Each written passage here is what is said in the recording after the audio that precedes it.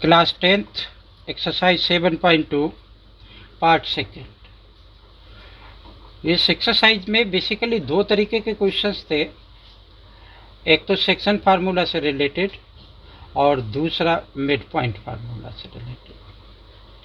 तो अभी तक जितने भी क्वेश्चन कराए वो सारे सेक्शन फार्मूला से रिलेटेड थे। अब एक क्वेश्चन जो कि मिड पॉइंट फार्मूला से रिलेटेड हो।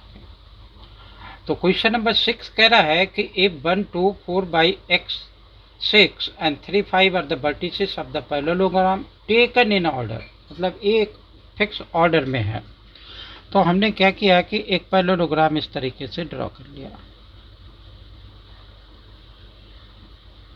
तो ए बी सी डी इसका नाम डाल लिया, ठीक है।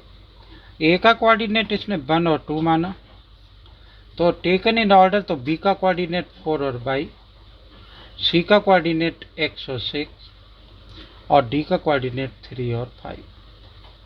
हमसे कह रहा है कि find the value of x and y। तो हमने इसके डायगोनल ज्वाइन कर दिया।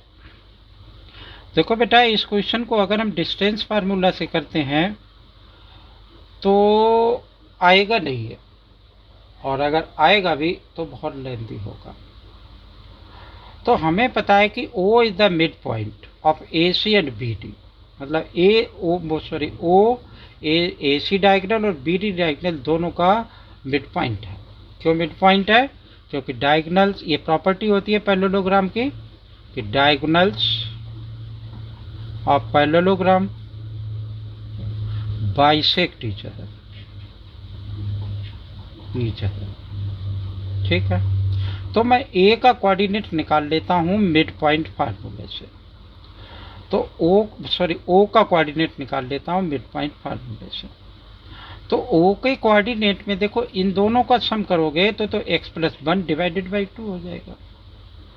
अगर मैं इसका और इसका सम करता हूं, इसका कोऑर्डिनेट मैं क्या मान लूं, चूंकि वेरिएबल x और y यहाँ पर दे रखा है तो मैं इसका कोऑर्डिनेट कुछ और मान लेता हूं। क्या मान लिया? x1 और y1 मान, ठीक है। तो मुझे x1 और y1 यानी coordinate of O, coordinate of O x1 और y1 सपोज कर लिया, ठीक है। तो हमें पता है कि मिड पॉइंट फार्मूला होता क्या है कि ये प्लस ये डिवाइडेड बाई 2 इक्वल टू ये, और ये प्लस ये डिवाइडेड बाई 2 इक्वल टू ये y1 आ जाएगा। तो मेरे x1 और y1 की वैल्यू आ जाएगी। तो मैंने क्या किया कि यहाँ तो x और 1 दे रखा है, तो मैंने इसका कोऑर्डिनेट निकाल लिया यहाँ से, यानी y1 का 6 + 2 डिवाइडेड बाई, यानी 6 + 2 और divided by 2 is equal to 4 हो जाएगा। तो y का कोऑर्डिनेट कितना आ गया यहाँ पर? 4, ठीक है। अब x का चाहिए तो x का इससे और इससे निकाल लेते हैं। 3 + 4 divided by 3 + 4 divided by 2 is equal to 7/2, तो 7/2 आ गया।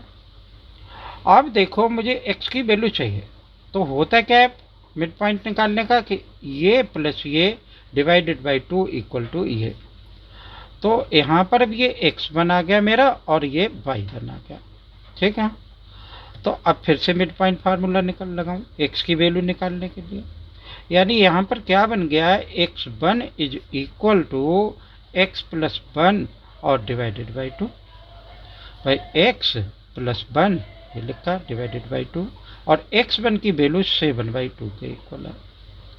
तो x + 1 डिवाइडेड बाई 2, इससे ये कैंसिल कर सकता हूँ मैं। तो x इज इक्वल टू हमारा कितना आ जाएगा?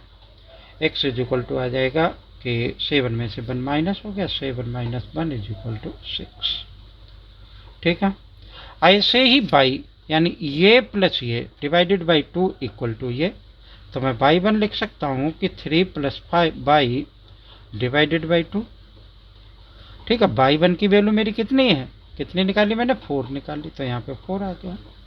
3 + y डिवाइडेड बाई 2 क्रॉस कर दिया, 8 आ गया, 3 आ गया प्लस का y, ठीक है। ये इस साइड आ गया, तो y की वैल्यू कितनी आ गई? 8 - 3 इज इक्वल टू 5। तो x की भी वैल्यू आ गई हमारी ये आई, ये x की भी वैल्यू आ गई और ये y की भी वैल्यू आई, जो कि ये हमसे क्या कह रहा था, पूछ रहा था क्वेश्चन में। ठीक है, क्वेश्चन नंबर 7 देखते हैं क्या कह रहा है। क्वेश्चन नंबर 7 कह रहा find the coordinate of point A where A B is the diameter of the circle. एक सर्कल बना और ए बी इसका डायमीटर है तो मतलब सेंटर से पास होगा। ए इसका नाम डाल लिया, बी इसका नाम डाल लिया। ठीक है, अब ये कह रहा है A B the diameter of the circle whose centre is, ये सेंटर वो मान लिया। सेंटर का कोऑर्डिनेट इसने मुझे क्या दे रखा है, 2 - 3 दे रखा, और बी का कोऑर्डिनेट दे रखा है 1 और 4 दे रखा। तो इसका मैं कुछ कोऑर्डिनेट मान लेता हूँ। ए का कोऑर्डिनेट ये कह रहा है कि फाइंड आउट करो, find the coordinates of the point A. क्या मान ले भाई, x1 और y1 मान लिया। ठीक है, ये x2 y2 हो गया और ये x और y हो गया। मिड पॉइंट फार्मूला लगा देंगे, आंसर आ जाएगा इसका। यानी x इज इक्वल टू क्या होगा कि x1 plus x2 divided by 2, यही तो मिड पॉइंट फार्मूला है। तो अब x की वैल्यू इसने मुझे 2 दे रखी है, x1 की वैल्यू निकालनी है मुझे, x2 की वैल्यू 1 के बराबर दे रखी है, डिवाइडेड बाई 2, 2 2 जा 4, 4 ये साइड में आया -1 हुआ, x1 की वैल्यू आ गई 3 के बराबर, यानी ये आ गया मेरा 3। ऐसे ही बाई आ जाएगा। क्या आ जाएगा बाई, कि y is equal to y1 plus y2 divided by 2। Y की वैल्यू मेरी कितनी है, -3। ठीक है, y1 की वैल्यू कितनी है, फाइंड आउट करनी है। y2 की वैल्यू कितनी है, 4 है, डिवाइडेड बाई 2। ठीक है, इसको इससे क्रैश किया, माइनस का 6 हुआ और -4 इस साइड पहुंच करके हुआ, तो y1 की वैल्यू कितनी हो गई, -10 के बराबर हो गई। ठीक है, तो ये x1 की वैल्यू आ गई, ये a के कोऑर्डिनेट हो गए 3, -10 के इक्वल। ठीक है, ये बात समझ में आई होगी। नेक्स्ट क्वेश्चन, क्वेश्चन नंबर 8 करते हैं। क्या है भाई क्वेश्चन नंबर 8 पे, इफ a एंड b और द कोऑर्डिनेट्स दे रखे हैं respectively, find the coordinates of p such that AP is equal to 3/7 AB and P lies on the line segment AB। ये क्वेश्चन नंबर 8 हुआ। एक line segment बनाया। जब भी ये चैप्टर पढ़ते हैं एक लाइन सेगमेंट सबसे पहले हम ड्रॉ कर लेते हैं। ये A है और ये B है। इस पर एक पॉइंट P दे रखा है, P मैंने यहाँ पर मान लिया। ठीक है, और A का कोऑर्डिनेट दे रखा है -2 -2 और B का कोऑर्डिनेट मुझे दे रखा है 2 और -4। और मुझे जैसे मैं इसको रेशियो n मानता हूँ, ठीक है ना, तो m रेशियो n यानी AP डिवाइडेड बाई क्या दे रखा है इसने मुझे, is equal to 3/7 AB। Okay, तो देखो क्या हुआ कि AP अपान में AB बराबर 3/7 दे रखा। AP मेरा ये है तो मैंने m इज इक्वल टू 3 मान लिया, और AB इज इक्वल टू 7, ये पूरा 7 के इक्वल है, तो PB कैसे निकलेगा, PB बराबर मेरा हो जाएगा AB माइनस AP। ठीक है, तो 7 - 3 इज इक्वल टू 4, तो n इज इक्वल टू 4 हो गया। अब क्या हो गया कि सेक्शन फार्मूला लगा देंगे, x y का कोऑर्डिनेट आ जाएगा। ठीक है ना, तो इस तरीके से ये हमारा क्वेश्चन सिंप्लीफाई हो सकता है। कर देते हैं भाई इसको सिंप्लीफाई। सेक्शन फार्मूला क्या होता है मेरा, x is equal to mx2 plus nx1 divided by m plus n। x1 y1 x2 y2 xy ये दे ही रखा, और m की वैल्यू 3 है, x2 की वैल्यू 2 है, प्लस n की वैल्यू 4 है, और x1 की वैल्यू मेरी कितनी है, -2। ठीक है, x2 ये है 2 लिखा मैंने, x1 -2 है वो लिखा, m प्लस n 3 प्लस 4। ठीक है, सिंप्लीफाई हो जाएगा, 3 2 जा 6 -8 divided by 7, this is equal to -1/7। ऐसे ही बाई की वैल्यू देख ले। ठीक है ना, तो कितना आएगा, नहीं 4 2 जा 8 -6 यहाँ पे 2 आएगा। पाई का क्या फार्मूला मेरा कि am/2 plus n/1 divided by m plus n। इस फार्मूले में वैल्यू डाल दो। m की वैल्यू 3/2 की वैल्यू -4 प्लस n की वैल्यू 4 और y1 की वैल्यू -2 डिवाइडेड बाई कितना हो गया 3 + 4। सिंप्लीफाई कर दें इसे। -12 3 4 12 माइनस का 8 डिवाइडेड बाई 7 कितना बचा ये -20/7। तो इसका कोऑर्डिनेट क्या हो गया x = -2/7 और -2/7 और y का होगा -20/7। ये इसका कोऑर्डिनेट होगा। ठीक है, क्वेश्चन समझ में आ गया होगा।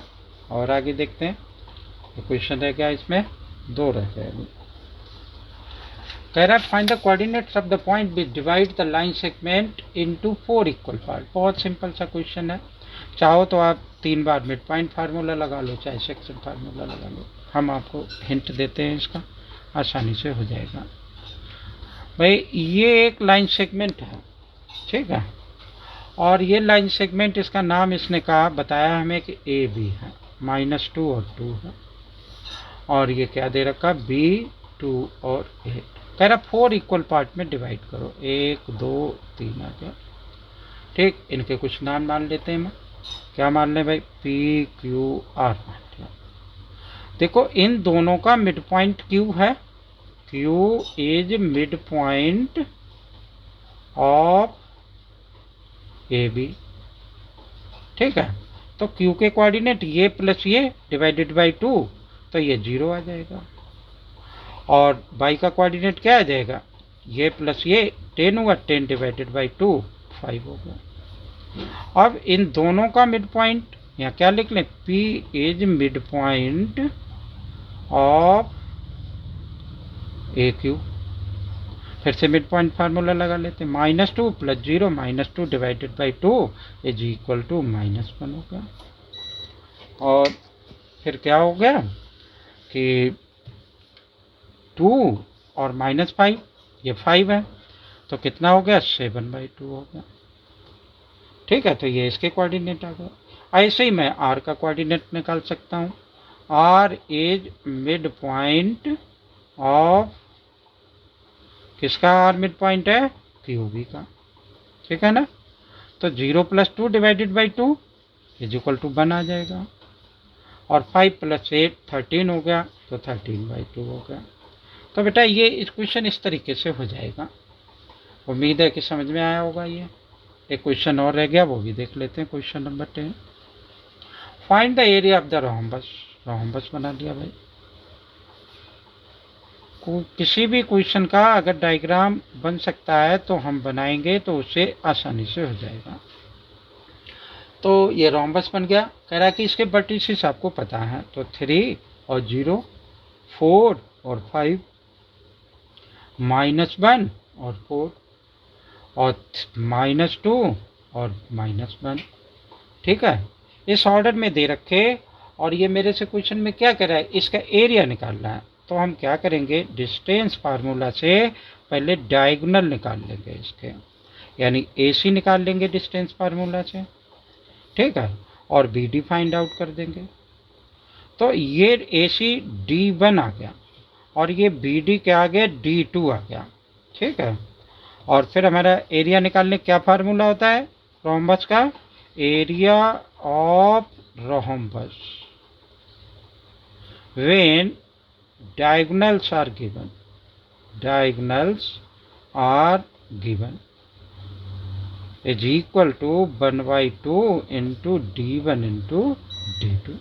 ठीक है, अब तो AC आ गया, यानी D1 आ गया, D2 आ गया।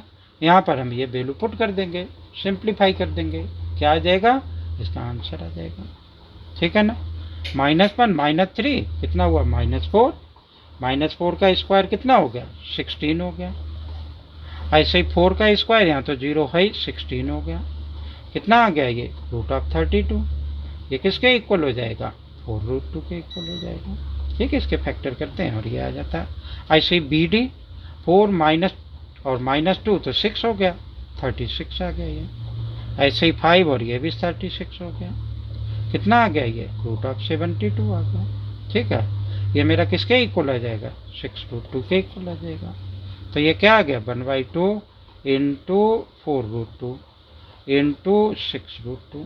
ठीक है, 2 से ये 2 कैंसिल हो गया, 2 आ गया, 2 6 से 12 हुआ, और √2 इंटू √2 2 के इक्वल होता है, तो ये क्या हो गया, 24 स्क्वायर यूनिट इसकी एरिया हो गई।